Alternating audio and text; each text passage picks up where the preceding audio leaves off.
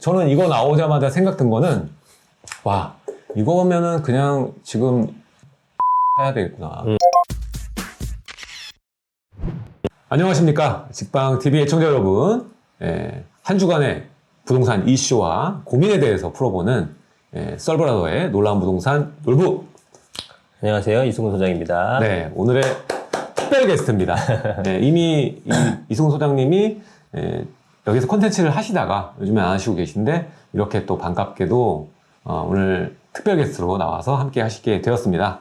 자, 오늘 함께 되신 만큼 정책에 대한 풀이를 좀 완벽하게 또 도와주시고 질문도 좀 받아주시고 해주셨으면 좋겠습니다. 네. 자, 일단 그래서 첫 번째 얘기는 딴 게 없어요. 이걸로도 저는 1시간 넘게 얘기할 수 있을 것 같은데 6.21 부동산 대책, 부동산 정책입니다. 여기에 이제 임차에 관련된 부분, 그리고 건설임대 관련된 부분, 그리고 분양가 상한제에 관련된 부분, 이렇게 여러 파트로 해서 나왔어요. 근데 가장 관심 있는 거는 역시 상생임대인.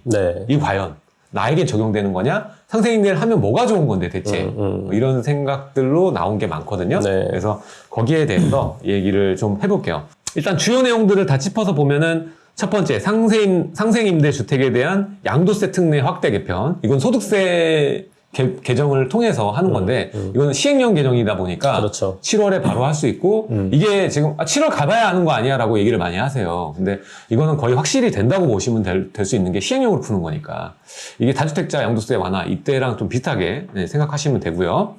두 번째, 버팀목 전세대출의 보증금하고 대출 한도를 확대하는 것. 근데 이건 한계가 있는 게 저가 부동산들에 대해 한정되는 거라서 보증금 올려줘 봐야 서울에 있는 웬만한 지역들은 사실 이걸로 하기가 어렵거든요. 그래서 요거 일단 나왔고, 그리고 이제 그 직장인들 세액 공제, 그래서 월세 세액 공제를 최대 원래 12%에서 이제 15%로 좀 상향 조정이 됐다라는 거 아시면 될 것 같고요. 그리고 전세와 월세 보증금, 대출 원리금 상환액 소득 공제, 그러니까 뭐 전세나 보증금이나 월세 보증금 이런 것도 이제 해주는 거예요. 세액 공제를 해서 그게 이제 원래 300만 원인데 연 300만 원 한도였는데 400만 원까지 늘려준다.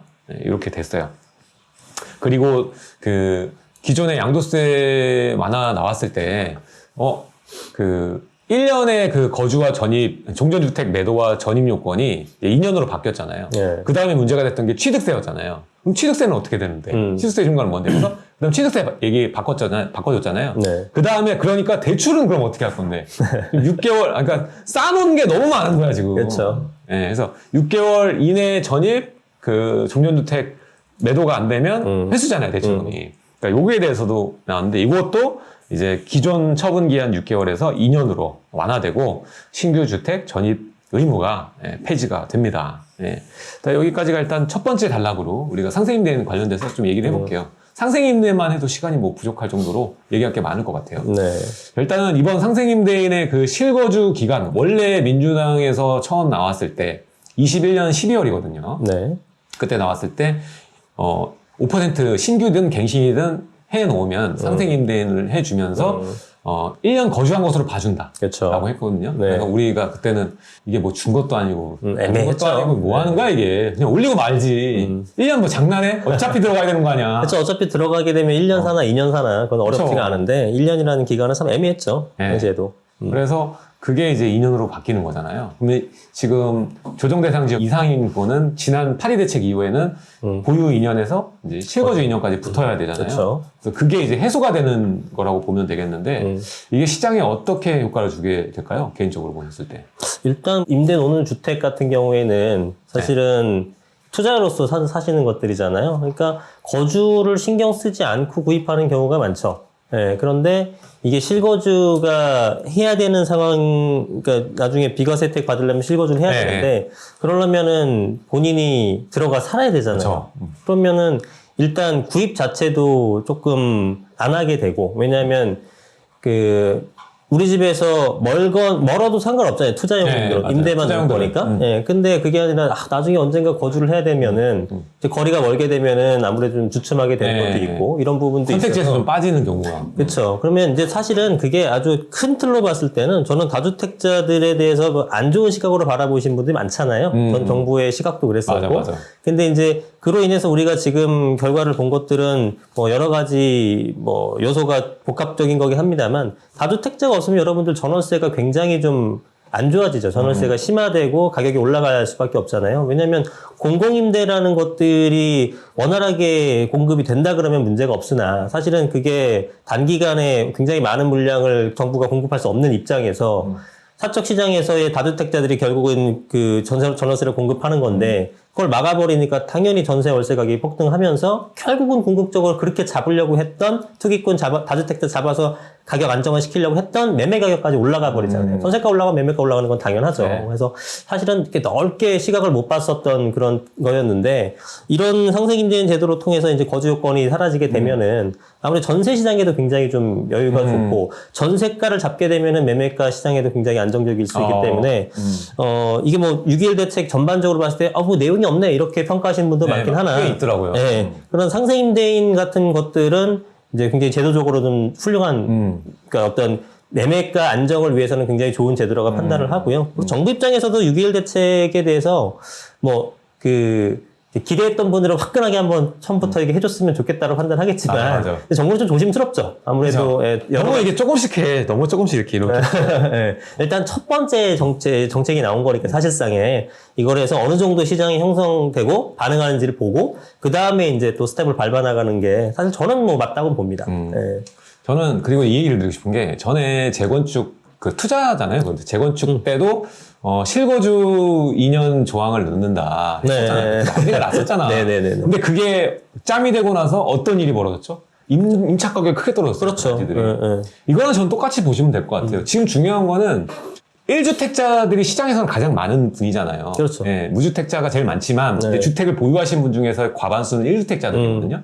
이분들이 이제 갈아타기 할 때 거의 이제 본인이 거주까지 생각하면서 갈아타는 케이스가 많잖아요. 이렇게 그렇죠. 여기 살다가 이렇게 갈아타는 경우도 있는데 지금은 어떤 식도 가능하냐면 2년을 지금 본인이 갖고 있던 주택에서 자기는 월세로 가고 딴 걸 사놔도 되는 거예요, 지금은. 네, 사놔도 되는 거예요. 그렇죠. 거기 안 사도 되는 거니까 여긴 자동으로 완성. 맞아요. 상생인데. 이게 엄청난 거거든요. 제가 봤을 때는. 딱 생각해 보시면은 그렇게 됐을 경우에 전세가가 대단히 안정적으로 형성이 될 겁니다. 5% 제한이 있고 전세 물량이 많이 나오는 거잖아요. 지금 이제 분상제 풀고 뭐 나중에 얘기하겠습니다만 이러므로 인해서 이제 신규 공급이 좀 더 나오긴 하겠습니다만 지금 굉장히 공급이 부족하잖아요. 그로 그쵸. 인해서 전세가 더군다나 이제 하반기에 임대차 3법 그 계약갱신 청구권 8월 달부터 이제 못 쓰시는 분들 나오게 되면 전세 수요는 확 늘어나고 전세 공급은 안 되고 해서 되게 위험했었거든요. 어떻게 네. 보면은. 근데 이제 이런 제도가 6월 달에 미리 좀 선제적으로 나와주게 되면서 그런 것들에 대한 시장 불안정성을 조금 낮추는 효과는 확실히 있는 것 같습니다. 맞아요. 그리고 저는 이제 전에도 제가 항상 작년에도 분석할 때 내년에 이제 임차 3법 갱신할 때 문제 될 거다 이런 얘기를 많이 했는데 그건 8월, 재작년 8월 4일날 맞아. 첫 시행할 때부터도 네. 이제 2년 뒤에 어떡할래? 그 얘기 나왔었거든요. 벌써 지금 고려했네요. 네. 시장이 그러니까 좀 많이 무서운 게 뭐냐면 선반영이 엄청 많이 됐어요. 그렇죠. 예, 그래서 지금 물건들의 추이를 보면 거래가 안 되는데 양껏 가격을 올려놓은 케이스들이 많고 앞으로 이제 신규 물량들이 나오면 거기에 맞춰서 가격이 될 텐데 아마 지금 나와 있는 여러분들 지금 보고 있는 월세 가격과 전세 가격 거래가 안 되고 있는 좀 상단에 있는 금액이잖아요. 조금만 싸면 거래가 바로 돼버리더라고. 네. 근데 물건이 몇 개 없으니까 다 보이잖아요. 그렇죠. 그러니까 그거에 이상 가격을 정해놓고 내리질 않고 있어요. 굽히질 않아. 근데 이게 조금만 지나면 8월 달부터 이제 그런 임대 갱신 풀리는 물건들이 나오기 시작할 거예요. 그리고 이런 상생 임대인도 있을 거고 여기에 전 주임사까지 있었으면 정말 좋았을 거라고 생각이 되는데 어쨌든 이랬을 때는 지금 보는 가격보다 더 크게 미친 듯이 올라가는 옛날에 임차 3법 그때 처음 도입될 때만큼 올라가기는 어렵다. 전 오히려 어느 정도 소폭 내려갈 것도 생각해도 됐지 않을까라는 생각이 들어요. 이렇게 대책적으로 보완이 된다라는. 네. 네, 그런 생각도 하고 있어요. 그래서 지금 이런 상생임대는 저는 좀 생각지도 못했던 좀 약간 파격적인 거라고 생각하고 투자하시는 분들한테는 딱 와닿을 거예요. 이거 파격적이다 진짜로. 그렇죠. 네, 그런 생각이 들고 저는 이거 나오자마자 생각 든 거는 와 이거면은 그냥 지금 재개발 사야 되겠구나. 이거 써가지고. 재개발은 어차피 그런 데는 살지 못하잖아, 본인이. 그렇죠. 그럼 사놔야겠다. 내가 월세를 살고 본인 주택을 팔고 갈아타기를 할 때. 그쵸? 아까도 말했지만, 내가 지금 살고 있는 거 갈아타기를 하고 싶은데, 이렇게 본인이 거주를 할 것만 생각하지 말고, 재개발돼서 앞으로 좋아질 거 있잖아요. 그리고 요즘에 재개발비 좀 빠진 데도 있어요. 예, 좀 빠진 데가 있죠. 예. 그럼 빠졌어요. 그래서 그런데 지금 사놓는 거야. 그럼 실거주 요건 채우지 않아도 되는 거예요. 본인은 월세 가면서 그걸 살고 얘를 파는 거지. 얘를 파는 돈 나오면 또 그거 가지고 이제 할 수도 있는 거고. 그런 식으로 하면 괜찮지 않을까? 이런 생각을 좀 해봅니다. 어쨌든 이렇게 되고 여기에 이후로 또 나오면 지금 실거주 의무가 이번 문재인 정권 때는 계속 나왔잖아요. 예. 처음 이번에 이 양도세, 비과세도 실거주 요건이 붙었지만 분양할 때도 이제 네? 분양가 상한제 적용 주택은 네. 최대 5년까지 최초 입주일부터 네. 네, 입주일부터 5년 살아야 되는 거였거든요. 네. 그래서 이게 굉장히 문제다라고 말씀을 했었잖아요. 우리가 그쵸. 그때 나왔을 때도 이렇게 하면 전세 가격을 안정시킬 때 가장 파워가 센 건 신축 입주 물량이에요. 신축 입주 물량. 걔네가 가격을 이렇게 눌러주면서 옆에 다 퍼지는 거거든요. 근데 다 얘네가 입주해버리면은, 별 큰 데미지를 못 줘요, 시장에. 그래서 우리가 그 파괴력을 다 보시면 알겠지만, 최근에는 인천에 입주장이 벌어지면서 인천 가보면 전세가율이 제일 낮아요. 제일 낮죠. 네. 제일 낮아요. 제일 낮고. 지금 예전에 우리 멀리 갈 것도 없어. 서울에도 헬리오시티 가보면은 네. 예전에 5억 쪽 터치했다가 올라왔잖아요. 네. 그럴 정도로 이 신규 입주 물량 파워가 어마어마한데 이것도 이제 처음부터 사는 게 아니라 그냥 본인이 소유하고 있을 때 상속이나 증여, 양도 전에만 그 요건을 채우면 된다로 지금 완화가 될 예정입니다. 그렇죠. 이것도 좋아요. 그러니까 종합해 보면 실거주 요건에 대해서 되게 러프하게 잡는 거예요, 지금. 네. 그렇죠. 그러니까 이제 실거주를 그렇게 풀어주게 되면은 예, 결국은 계속 똑같은 말씀을 반복해서 강조드리는 건데 매매를 잡기 위해서는 제일 선행돼야 될 것은 전세가를 안정시키면 돼요. 네. 아무리 매매가를 잡으려고 갖은 정책을 쓰더라도 전세가가 불안하고 전세가가 올라가 버리게 되면 매가는 올라가기 마련이거든요. 그러니까 그 매매를 직접적으로 타격을 하려고 하지 말고 전세만 안정시켜놓으면 아무리 매매가 좋은 곳이라고 하더라도 올라가는데 한계가 있거든요. 한계가 있죠. 네, 그래서 네. 거기가 포인트고 전세를 안정화시켜줘야 되는 건데 상생임대인도 그렇고 지금 분양가 상한제 적용주택에 입주 시점부터 실거주하는 것이 아니라 양도든 상속이든 나중에 소유권 이전하기 전까지만 세우면 된다라고 바뀌는 것도 처음에 신규 주택 이제 분양 받으셔가지고 잔금 치를 때 가격이 높으니까 사실은 어렵잖아요. 그걸 전세 놓고 이제 잔금 치를 수 있다라는 거기 때문에 사실 전세 물량 증가에 굉장히 도움이 되는 제도들이 많이 나왔습니다. 네, 저는 굉장히 유의미한 내용들이 많이 있다고 봐요. 네. 그리고 또 오늘 이제 임대사업자에 대해서도 상생임대인 혜택을 동등하게. 사실 그게 맞죠. 네. 아니, 임대사업자 지금 혜택이 거의 없잖아요. 그러니까요. 네. 얘네들은 호구도 아니고, 네. 지금 등록한 사람 그렇잖아요. 그래서 얘네들은 기본적으로 5% 상한을 지켜야 되고 그 기간 지금 등록하시는 분 10년 동안 지켜야 되는 사람들인데 그 사람들한테 상생임대인 주지 않는다는 거는 정말 형평성이 문제가 될 수밖에 없는 거니까 준다는 걸로 됐어요. 그래서 지금 여기도 질문이 많으신데 지금 기간이 있어요. 이 상생임대인도 다 한시적인 거죠. 어떻게 보면. 한시적인 거죠. 네, 한시적인 거라서 이게 24년 12월 말까지예요. 그래서 그 전에 갱신을 한번 해야 되는 거예요. 5% 안에. 예, 그래서 상생임대인이 되셔야 되는 건데 그래서 여기서 많은 질문이 저는 21년 6월에 했어요. 21년 7월에 했는데 저도 상생임대 소급이니까 상생임대인인가요? 물어보시는데 그것도 상생임대인 제도가 처음 시행된 날 그게 바로 21년 12월 달이에요. 예, 그 일자. 그 이후부터. 예, 그 이후부터 갱신이나 신규 계약을 하셨던 분들 같은 경우 다시 이제 도래했을 때 5% 상한을 지키게 되면은 상생임대인이 되시는 거예요. 소급이 되는 거예요. 그래서 22년 1월에 내가 갱신을 해줬는데 5%로 그럼 나 상생임대냐? 상생임대인 맞습니다. 근데 내가 21년 8월에 했어. 아닙니다. 그렇죠. 이렇게 보시면 돼요. 그래서 이게 지금 딱 얼른 알아두셔야 되는데 지금 몇 월이죠? 6월이잖아요. 네. 근데 24년 12월이면은 2년이 좀 넘잖아요. 그렇죠. 그렇죠. 24년 12월이면 2년 하고도 6개월이 남은 거네. 네. 그러면 이 6개월이라는 시간 동안 내가 신규 계약을 하면 그게 도래하는 24년 매월에 갱신을 하게 되겠죠. 24년 6월 이후지. 6월부터 12월 사이에 내가 갱신을 하면 상생임대인이 되는 거예요. 그러니까 지금 빨리 움직여야 된다고. 상생임대인 되려면은 6개월 안에. 예.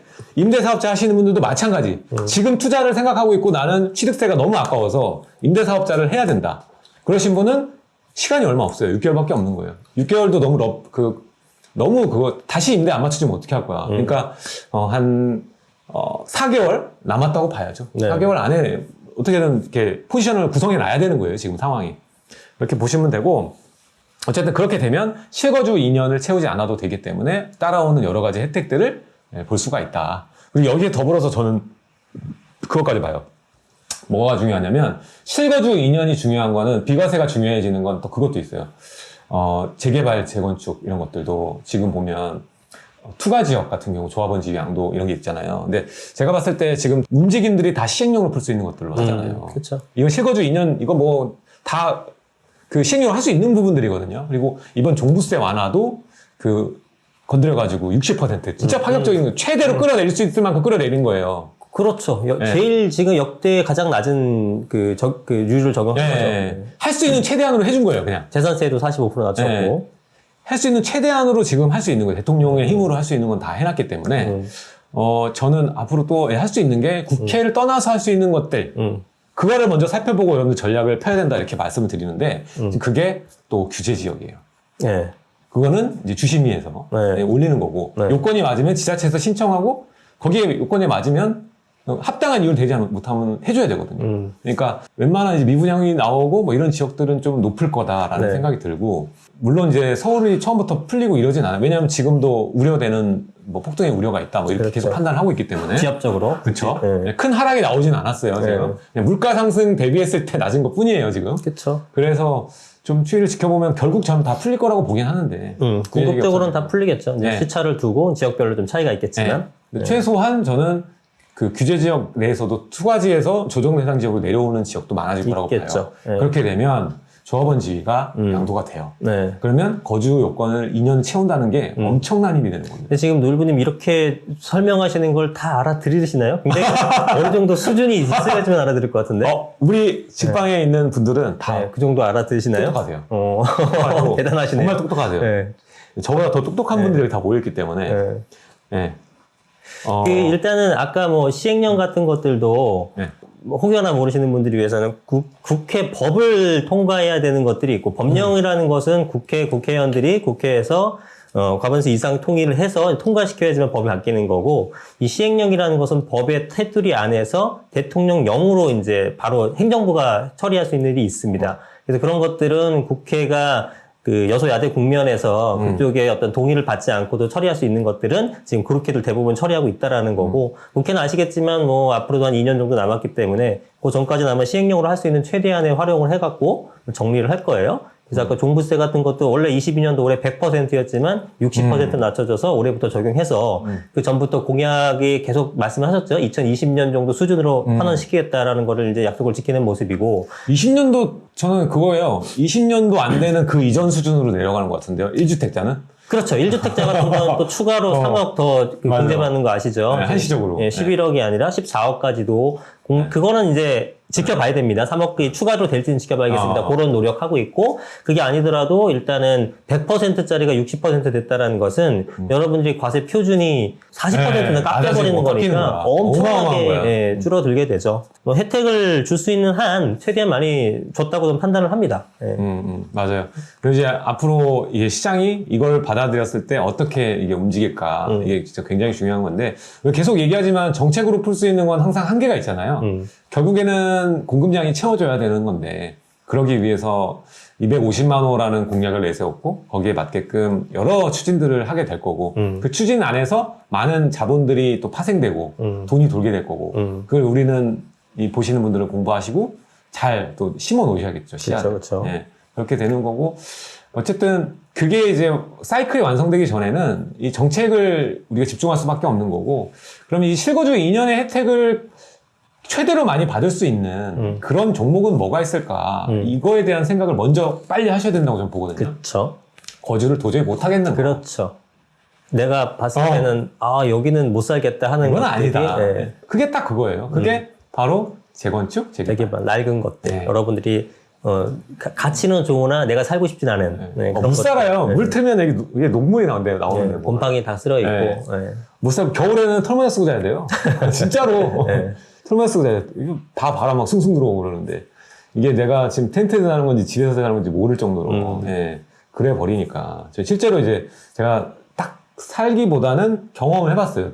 제 친구가 이제 재건축 아파트를 하나 갖고 있는 게 살고 있어요. 몸테크를 하고 있는데 거기서 저녁에 자진 않았는데 너무 춥더라고. 너무 춥더라고. 그래서 자기는 털모자 쓰고 잔대. 그래가지고 와 진짜 공감이 되네요. 그런 생각을 했거든요. 저는 뭐 살아본 적은 없지만 재개발 재건축 쪽 집을 많이 봤잖아요. 이제 중개 업무를 하다 보니까 그러면은 정말 거기 이제 사시는 분들은 대부분 소유주는 아니고 세입자분들인데 예, 너무 환경이 열악한 곳도 많이 봐가지고 네. 좀 힘들겠다 거주가 그런 생각을 좀 많이 했죠. 또 이제 아기 키우는 분도 있었는데 이거 곰팡이 냄새가 들어가자마자 너무 나는 거예요. 못 살아. 네, 그래서 야 이런 건 빨리빨리 재개발을 해서 뭔가 이렇게 삶의 질을 좀 높여주고 또 이제 세입자분들은 세입자 대책을 또 세워서 이런 게 좀 하루빨리 돼야지. 우리는 경제 세계 10위 대국인데 아직도 이렇게 서울 한복판에 이런 집들이 있다라는 게 많아요. 예, 좀 시급하다. 재개발 재건축 빨리빨리 해갖고 삶의 질을 높여주고 예, 그렇게 어떤 주거 안정성을 높여줘야겠다라는 생각이 들더라고요.